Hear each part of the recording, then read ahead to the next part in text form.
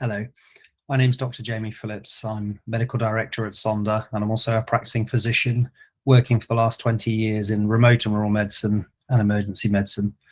And it's for that reason I'm afraid that I'm not able to join you in person today.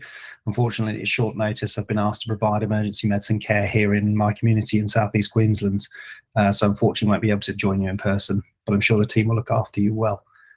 It is, however, with a real pleasure that I get to present on something that's very close to my heart. This documents 5 myths of employee wellbeing, an evidence-based approach for decision makers. This is a document that we produced last year, really as a result of our journey in developing our own model of care within Sonder. As an accredited healthcare provider, it is essential that we only provide evidence-based interventions for all of the people and the families and the communities under our care.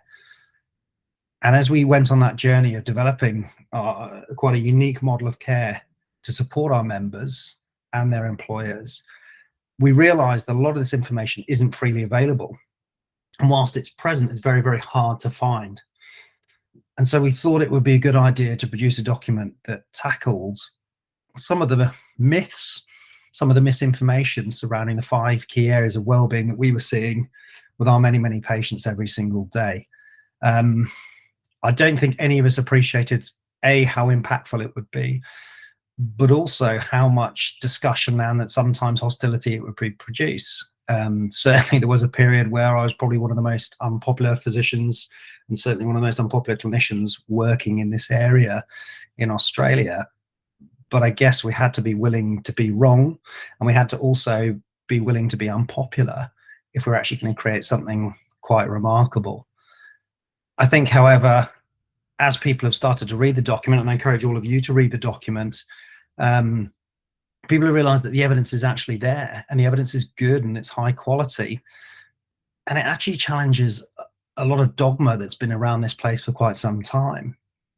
Certainly as a doctor working in healthcare in 2023, after the last few years, more now than ever, people demand high quality, effective, safe, evidence-based care in the way that they want, how they want, where they want, and then care that puts them in the driving seat and gives them that control. And you're expected to deliver all of that against a really, really good value for money proposition as well. I think that's reasonable, and hence why we've coined this phrase active care. Bit like streaming your TV shows or going shopping, really healthcare should be the same. You should be able to demand healthcare that's safe and effective and evidence-based, but delivered in the way that you want and when you want, using platforms that you want to use, so you feel like you can take active control within a very overwhelming and confusing healthcare service. Because often that's what I see. I see huge health inequalities in emergency medicine where people who are struggling to access care really don't know where to turn. So they end up in the emergency department and they end up seeking care really that they don't ever need, or probably should never have needed to get to that stage. So this is something that's very close to my heart, and I make no apologies if I speak about it very passionately. I also make no apologies that actually some of what I'm going to say may make you feel quite uncomfortable. Indeed, I as a leader and as a clinician have felt quite uncomfortable when we started researching these topics, because I realized that in the past I'd been guilty, both as a clinician but also as a leader, about promoting, endorsing practices that have now turned out to be probably not as effective as we thought they were, and sometimes unsafe. And when you go through that journey and you realize something maybe wasn't as effective as you thought it once had been, and particularly if you put your professional relationship on the line with other people to endorse it, that can be quite confronting, and it can make you feel quite uncomfortable. But what I have learned over 20 years in medicine is that sometimes that feeling of discomfort is the key for growth. And as we go on a journey from becoming unconsciously incompetent, i.e. we don't know what we don't know, to being consciously incompetent, realizing what we don't know, you feel uncomfortable. But it's that feeling of discomfort signifies that that's the moment where real growth can occur and something quite remarkable can happen. Because actually, employee well-being really, really matters. I say that as a doctor, but I also say that as an employer as well. So the study we conducted last year showed that it's a real problem for our people. 86% of employees report feeling burnt out within the last 12 months. And of those employees, 30% have taken time off from work in the last 12 months due to concerns about their own mental well-being. So that's 1/3 of the workforce within the last 12 months have had to take time away from work with concerns about their own mental well-being. And that's not without its cost. I mean, the claims, if you look at the claims data from Safe Work Australia, suggests that 2019 to 2020 period, they paid out over 900 million Australian dollars for serious claims for work-related mental health conditions. And that's not just primary mental health conditions, a condition that has been caused by the workplace, but also secondary mental health conditions where other well-being issues, whether they be physical or occupational, have been suboptimally managed and maybe not been nipped in the bud, and as a result have gone on to lead to a significant mental health diagnosis.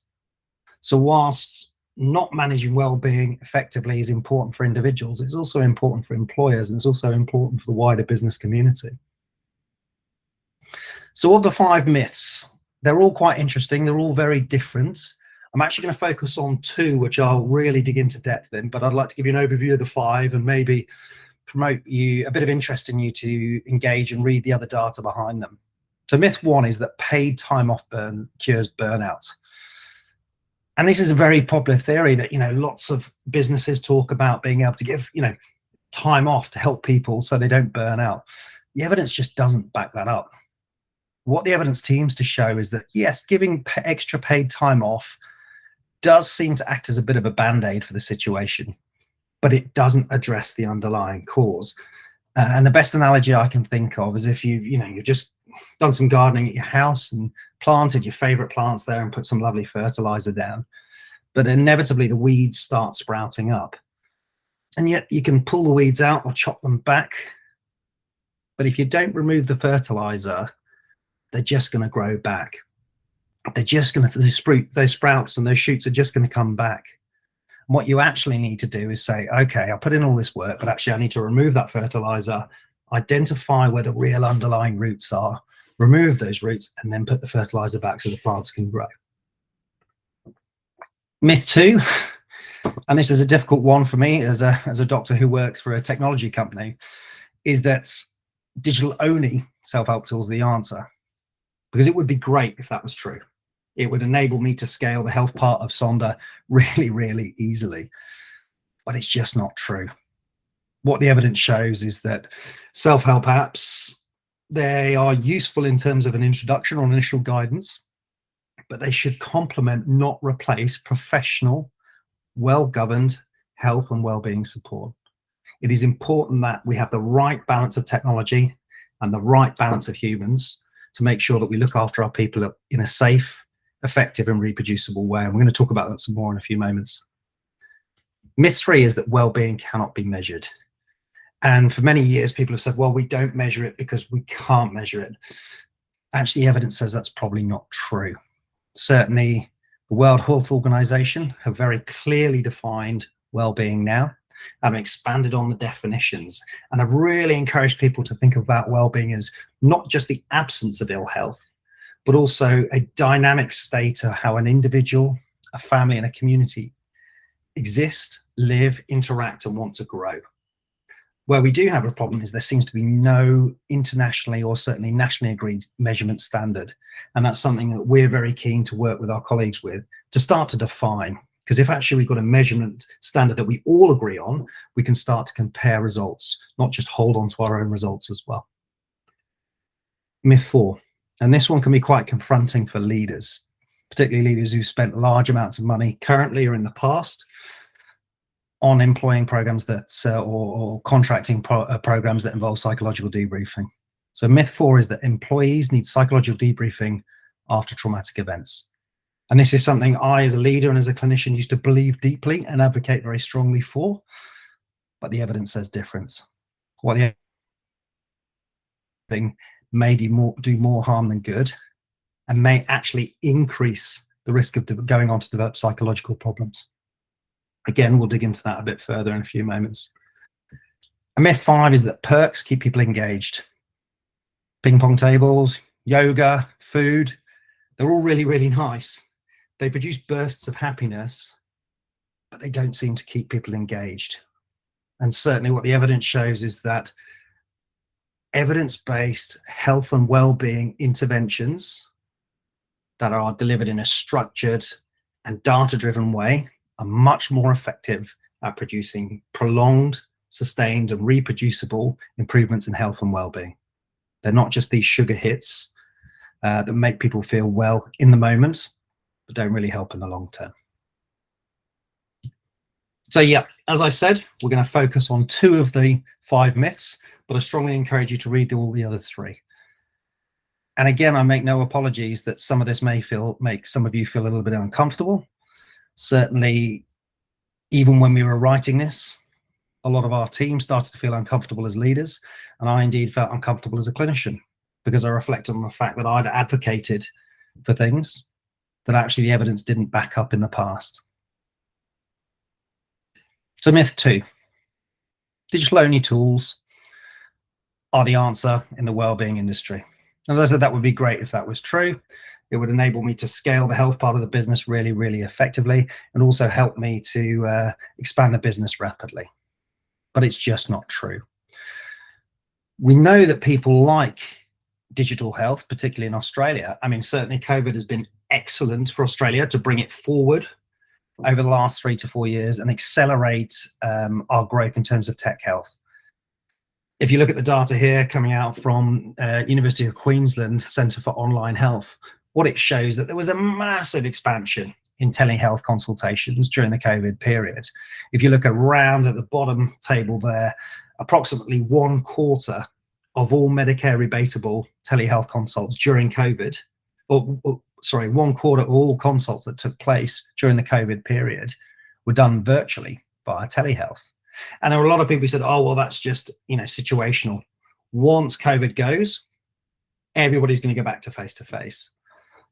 That's not what the evidence shows. What the evidence shows that, yeah, about 1/4 of consults still post-COVID are happening via telehealth. And then on the other side, there were people who said, well, this is now about the revolution. We can get rid of face-to-face. We can get rid of bricks and mortar. We can get rid of expensive clinicians like myself, and we can just use AI and self-help apps to deliver well-being support and health support. Unfortunately, that's not true. And this beautiful study from Edith Cowan University published last year produces some really, really insightful data for the first time ever in Australia. And what they did was they had a look at the quality and the safety of the diagnostic and triage advice apps provided free online used by people in Australia. I mean, one thing they did produce, they coined the phrase cyberchondria, which is something I've started to use now. And they were really discussing that 40% of Australians now regularly use Google, consult with Dr. Google before they consult with a health practitioner to see if they get those symptoms. And they do that in good faith, believing that, like many aspects of their life, Google's going to help them do that. And indeed, they dig into it further in this study and show that 38% of people presenting to Australian emergency departments have Googled their symptoms before they come. And this is something that I see regularly in my practice. Dr. Google is a common colleague of mine, but not always the most faithful. And that's what this study from ECU shows us, that actually the accuracy of online triage tools and diagnostic tools is not that great. Only 1/3 of the time, 36% of the time, do they produce the correct diagnosis. And actually, when you dig further, what you find is only 58% of the time does the correct diagnosis occur in the first 10 hits, i.e. in the first page of Google, does it get anywhere close to the correct diagnosis, meaning that 42% of the time, the correct diagnosis is hidden. And as we all know, very few people click onto the second page of Google. And then for me, in emergency medicine, what's really concerning is that only 30% of the time do these online triage apps get the priority, i.e. emergency or routine, correct. What does that mean? Well, it means people are getting sent to the wrong places with the wrong urgency, with the idea of an incorrect diagnosis in care at all, and therefore experiencing worse or catastrophic ill health and mental health problems. What this study also showed was that these online symptom checkers and diagnostic tools are highly risk averse. That results in us over-servicing the population. And I think everybody has had that experience. Whenever you call Health Direct, we always joke in emergency medicine, but the end state of Health Direct is always go to emergency. And that's what this study seems to show, that it's highly risk averse, the process. As a result, people end up being over-serviced. What does that mean? Well, there's massive amounts of unnecessary cost for the individual, but also for the federal taxpayer as well. And there's large amounts of wastage in health service. Lots of people presenting unnecessarily for urgent or emergency care means that there's huge amounts of wastage in that system. What does that mean? Well, it increased costs, which inevitably reflects an increased premiums for insurance and increased cost in terms of taxation. But it also produces access block. And that's something we hear a lot about in the media at the moment. 6, 7, 8 hour waits in emergency. EDs closing around the country because they can't take any more people because there's so many people waiting to be seen with ambulances wrapped. We also hear about 2, 3, 4 week waits for general practice. All of this contributes to access block, reducing health equality and widening the gap between the haves and the have-nots. What does that mean for employers? Well, it means that people are spending longer away from home and longer away from their families and longer away from work seeking medical care. So there's a net cost to everybody, not just the taxpayers, to employers as well. And that's what this study talks about, is saying actually, if you have these online symptom checkers and online triage tools, which are not backed up by humans, they're highly inaccurate, they often misdiagnose and mistriage, and they're highly risk averse, leading to those people being over-serviced, increasing costs for all of us and reducing access for all of us as well. Because the bottom line, it's about people caring for people, and that human interaction, we know, is essential to the care journey for all patients. There's very good evidence showing that it improves health outcomes. And certainly at Sonder, we've demonstrated that quite clearly. We're able to improve health outcomes, but we also get a much higher NPS. We see that people, when they interact with clinicians after using a tech platform to gain access to that clinician, the NPS is much higher, and they're much more likely to come back and use us again, and also use us for their family and their loved ones. So in summary, myth 2, is tech alone the answer? No, it's not. A hybrid approach between tech and humans, the right amount of tech, the right amount of human, is probably the right place to be based on the evidence at the moment. So myth 4. This is one I'm very, very passionate about. I'm very passionate about it because I made mistakes. I previously served in the military for 20 years. And when I first started my journey as a young military medical officer deployed in Afghanistan, I advocated very, very strongly for psychological debriefing for the men and women under my care and under my command. I did that because I was told it was the right thing to do. Senior officers told me it was absolutely the right thing to do. And they told me that this was the best thing I could do to help my people. And what I was doing, I was practicing eminence-based medicine rather than evidence-based medicine. I was listening to my senior officers and I didn't question the evidence. I blindly followed that evidence, and I led to my senior officers, and I strongly advocated for psychological debriefing. Unfortunately, around that time, 2002, 2003 in the UK, there came a seminal paper published in the British Medical Journal, and it called into question psychological debriefing. It said that actually psychological debriefing may not be in the best interests of our patients, and it could cause harm. And I reacted how many leaders have reacted about this in the past. To be honest, I buried my head in the sand. I'd staked so much of my own personal and professional relationship and emotional collateral, I guess, in this process of psychological debriefing, that I said, no, it can't be true. It's only one study. I'm sure there's much more evidence that supports it. And I stuck to that approach. Unfortunately for me as a leader, unfortunately for my patients, more evidence started to come out. 2005, 2006, 2007, the evidence, the National Institute of Clinical Excellence in the UK said, no, There is no evidence to support psychological debriefing, and there is very clear evidence that it can increase the risk of mental health conditions, particularly anxiety, depression, stress, and also PTSD. And that was a seminal moment for me. I felt deeply uncomfortable and I felt deeply embarrassed that I'd been strongly advocating for a treatment that now seemed to cause harm, that actually we'd been paying for a treatment as leaders to reduce our risk profile, when in fact that treatment was increasing our risk profile. And there had to be a huge amount of change management we had to do within the organization to say, hey, I hold my hands up. Do you know what? We got this wrong. In the face of the new evidence, this is what it shows. And we met with some resistance. There were people who, like me back in 2003, 2004, didn't want to hear the evidence.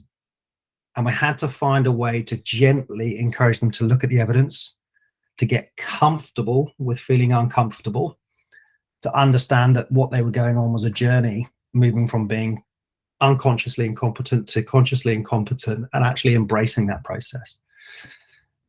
Now, that was very UK focused, and actually luckily by 2012, it was starting to spread internationally. Indeed, the World Health Organization in 2012 and came out and made the very clear statement that with immediate effect, psychological debriefing is to cease. It is of no benefit and seems to increase the risk of harm. Around that time as well in Australia produced its first national guidelines for the management of potentially traumatic events. And those guidelines were updated in 2021 and again in 2022. And here you can see an excerpt of these very big, very complex guidelines. But what they actually show us is something very, very clear as clinicians, that if an individual has been exposed to a potentially traumatic event in the last 2 weeks, we should not engage in structured psychological therapies, including psychological debriefing. And these are the Australian national guidelines. What we should do is engage in psychological first aid with a focus on monitoring their well-being, stabilize it if we need to as clinicians, but generally using the existing support network they have. We promote their self-care advice. We encourage them to engage socially with the networks that they have. We encourage them to reduce or limit their alcohol or drug use. And then we say, we're going to follow you up. And this is very, very clear, because actually what we're talking about is psychological first aid. Now, psychological first aid, what is it? It's a simple, non-clinical, non-clinician-led, peer-driven, peer-led system to encourage people to do what they naturally do. It creates a framework and a governance framework around what people will naturally do if we let them manage potentially traumatic events. And it has 5 key components. Number 1 is we just make sure everybody is safe and everyone feels safe. Second thing is we promote calm. We say to people, we acknowledge the experience that you've had, but it's going to be fine. You're safe now. You're in an organization that cares about you, and we're going to let you manage this in the way you want to manage it, because you must encourage self-efficacy. We don't give our people enough credit. There is this culture where we feel like we should promote psychological debriefing for everybody because we're well-meaning, we want to do something, but actually the statistics don't back that up. The vast majority of people, 90+%, are going to have no adverse reaction whatsoever to a traumatic event. They may feel a bit unwell, they may feel a bit unhappy, but ultimately, very, very quickly, they'll recover back to their baseline and carry on with their life. A small percentage may have a little bit of what I call a speed wobble, but they'll use their normal existing network, they'll use their normal friends and family, communities, leaders within their community, and maybe even their GP will follow the national guidelines, but they'll be absolutely fine. And you do that by encouraging people to connect. And that's something that's very easy as leaders to do. As leaders, you can encourage your people to have situations, not forced, but they have opportunities to interact. They feel safe to talk, but they don't have to talk. And there's no structured debriefing. It's just saying, it's fine. You can talk amongst yourselves. Please let me know how I can support you do that. And you instill hope. You let people know that, yes, the evidence shows you're going to be absolutely fine. But if you do need support, it's there. Because this is what the evidence shows actually about potentially traumatic events. If an individual has gone through that event, big point, they feel that they may need some additional support, that's when they need to be connected to professional medical care. Not in the immediate aftermath, that seems to increase risk. We're then saying in a delayed way after having applied psychological first aid to the process. And what you'll see here on these Australian national guidelines is actually the only treatment that they explicitly recommend against is psychological debriefing. It is the only treatment that they say you must not do it. And it's psychological debriefing as individuals, but also psychological debriefing as group. Why? Because they're following the evidence. And the evidence shows us that, well-meaning as it may be, utilization of psychological debriefing after potentially traumatic events is at best neutral. It has no effect, no benefit, but it probably causes harm. And it may increase the risk of psychological problems down the line. And from an employer's point of view, that's an interesting risk management situation to be in, that you are paying for an intervention that actually increases your risk profile and potentially increases your liability for a claim down the line. Because we now know in the Australian national guidelines, it is explicitly recommended against using this. So I've told you what you shouldn't use. What should you use? Well, after using psychological first aid in the initial response, it's about opening up systems to allow people to be connected to support in a way they want, how they want, in an active way. And the evidence-based approach, as you can see down there in the dark green, is a stepped care model. What is that about? It's about connecting people with the level of care appropriate for them in the moment, making that easy for them to access and allowing them to do it at their own pace in their own way. If they feel working with their clinician, they need to escalate up the care, moving through to more advanced care, it's available to them 24/7. Conversely, if they feel that they need to move down the step care model, they can do that as well. It's about giving the patient the control. Other two modalities, trauma-focused CBT and EMDR. Again, evidence-based, cause no harm, seem to be of benefit. So, in summary, noting how short our time is, there's 5 myths.